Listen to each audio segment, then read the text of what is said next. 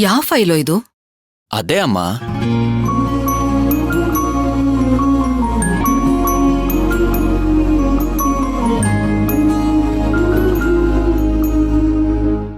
ಅಯ್ಯೋ ಛೇ, ಅಜ್ಜಿ ಮಾಡಿದ ಉಪ್ಪಿನಕಾಯಿ ಅಟ್ಟದ ಮೇಲೆ ಅಪ್ಪಿ ತಪ್ಪಿ ತಿಂದುಬಿಟ್ರೆ ಚಟ್ಟದ ಮೇಲೆ ಅಂತಾರಲ್ಲ, ಹಾಗಾಗೋಯ್ತಲ್ಲೇ ನಮ್ ಕತೆ. ಅಗಸ್ತ್ಯನ ಮನೆ ಬಿಟ್ಟು ಓಡ್ಸಕ್ಕೂ ಆಗ್ತಿಲ್ಲ. ಈ ಕಡೆ ಅದಕ್ಕೆ ಅಮ್ಮಂಗೆಲ್ಲ ವಿಷಯನೂ ಗೊತ್ತಾಗೋಯ್ತು. ಹೇಗ್ ಗೊತ್ತಾಗಿರ್ಬೋದೇ ತಮ್ಮಿ?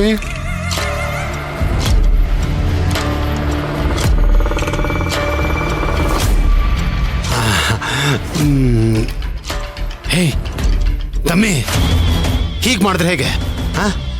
ನಾನು ಈಗಲೇ ಬೆಂಗಳೂರಲ್ಲಿದ್ದಾನಲ್ಲ ಸೌಮ್ಯ ಕೇಶವ, ಅವನಿಗೆ ಫೋನ್ ಮಾಡಿ ಒಂದು ಸಿಂಗಲ್ ಬೆಡ್ರೂಮು ಬಾಡಿಗೆಗೆ ನೋಡಕ್ಕೆ ಹೇಳ್ತೀನಿ, ಆಯ್ತಾ?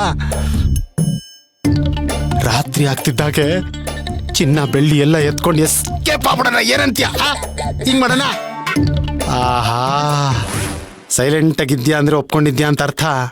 ಮೌನಂ ಸಮ್ಮತಿ ಲಕ್ಷಣಂ. ತಡಿ, ಈಗಲೇ ಫೋನ್ ಮಾಡ್ಬಿಡ್ತೀನಿ ಅವನಿಗೆ. ಸೌಮ್ಯ ಕೇಶವ ಅಂತ ಸೌಮ್ಯ ಸ್ವಭಾವದವನಲ್ಲ ಅವನು. ಏನಂತ ಸೇವ್ ಮಾಡಿದ್ದೆ?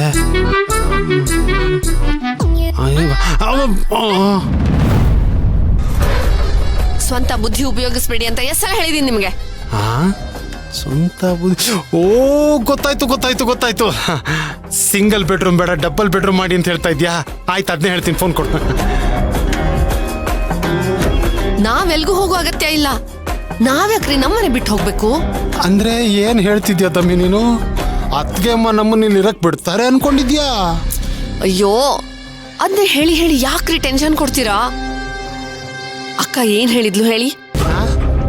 ಏನೇ ತಮ್ಮಿ, ನಾನ್ ಕೊನೆ ತನಕ ಎಲ್ಲೇ ಕೇಳಿಸ್ಕೊಂಡೆ? ಅದೇ ನೀನೇ ಹೇಳ್ದಿಯಲ್ಲ, ಅದೇನೋ ಇನ್ನೊಂದು ಮುಖ ನೋಡ್ಬೇಕಾಗುತ್ತೆ, ಅದೇನೋ ಹೂತಾಕಿರೋ ಮುಖ. ಅಲ್ಲಲ್ಲ, ಕೋಪ. ರೀ,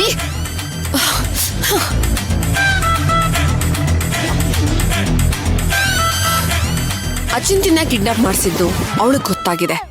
ಆದ್ರೆ ಅದ್ರ ಹಿಂದಿನ ನಮ್ಮ ಉದ್ದೇಶ ಅವಳಿಗಿನ್ನೂ ಗೊತ್ತಾಗಿಲ್ಲ. ಅಂದ್ರೆ ಬೀಸೋ ದೊಣ್ಣೆಯಿಂದ ತಪ್ಪಿಸ್ಕೊಂಡಂಗಾಯ್ತು. ಆದ್ರೆ ಮುಂದೆ ಇಡೋ ನಮ್ ಹೆಜ್ಜೆ ತುಂಬಾ ಹುಷಾರಾಗಿಡ್ಬೇಕು. ಲೇ ದಮ್ಮಿ, ಇದೇನೇ ಇದು? ಸ್ಮೈಲ್ ಮಾಡ್ಕೊಂಡು ಹೇಳ್ತಾ ಇದ್ಯಲ್ಲೇ, ಯಾರ ಹೆಜ್ಜೆ ಎಲ್ಲಿಡ್ಬೇಕು? ಬೇಡಪ್ಪ, ಬೇಡವೇ ಬೇಡ. ಅಲ್ಲ ಕಣೆ ದಮ್ಮಿ, ಇಂಥ ಒಳ್ಳೆ ಮನೆ, 3 ಹೊತ್ತು ಊಟ, ಖರ್ಚಿಗೆ ಕೈ ತುಂಬ ಕಾಸು, ಬ್ಯೂಟಿಫುಲ್ ಹೆಂಡತಿ, ಮುದ್ದಾದ ಮಗಳು, ಆ ದೇವ್ರು ನಂಗೆಲ್ಲ ಕೊಟ್ಬಿಟ್ಟಿದ್ದಾನೆ ಕಣೆ.